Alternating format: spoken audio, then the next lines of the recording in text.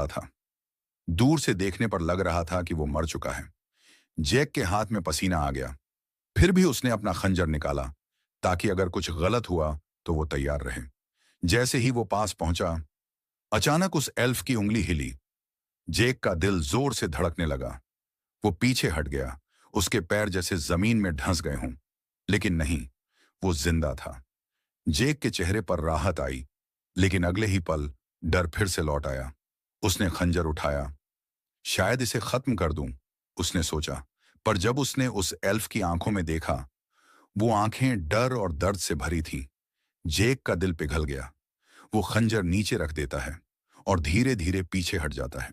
लेकिन जैसे ही वो मुड़ा, उसके मन में ख्याल आया, अगर मैंने इसे ऐसे ही छोड़ दिया तो ये भूख से मर जाएगा। उसने लंबी सांस ली और अपनी खंजर से रस्सियां काट दी। अब एल्फ आजाद था, लेकिन उसके चेहरे पर डर पहले से भी ज्यादा था। वो कांप रहा था। जेक को लगा शायद बहुत देर हो चुकी थी। वो वहां से निकल गया। लेकिन जब वो थोड़ा आगे गया तो उसे जमीन पर काले स्केल्स, पपड़ी जैसे, पड़े मिले। ये तो उसी के हैं, जैक बुदबुदाया। वो निशान पकड़कर एक अंधेरी गुफा तक पहुंचा। वहां उसने देखा, एल्फ के पंखों में से एक पूरी तरह से गायब था, इसलिए वो उड़ नहीं पा रहा था। बेचारा बार बार कोशिश करता, लेकिन हर बार गिर जाता। तभी पानी में कुछ हलचल हुई। मछलियां डरकर सतह पर आ गईं। जैक ने सोचा, शायद वो भूखा है।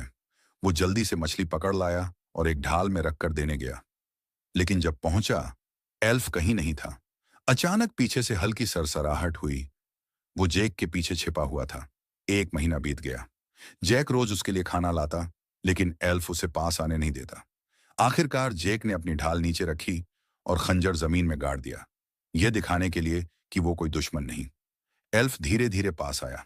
पहली बार उसकी आंखों में थोड़ा भरोसा झलका। वो आगे बढ़ा, मछली उठाई और खाने लगा। जैक मुस्कुराया, लेकिन अगले ही पल एल्फ ने मछली का सिर थूका और जैक की ओर देखा, जैसे कह रहा हो, अब तुम्हारी बारी है। जैक ने हिचकिचाते हुए एक टुकड़ा खाया।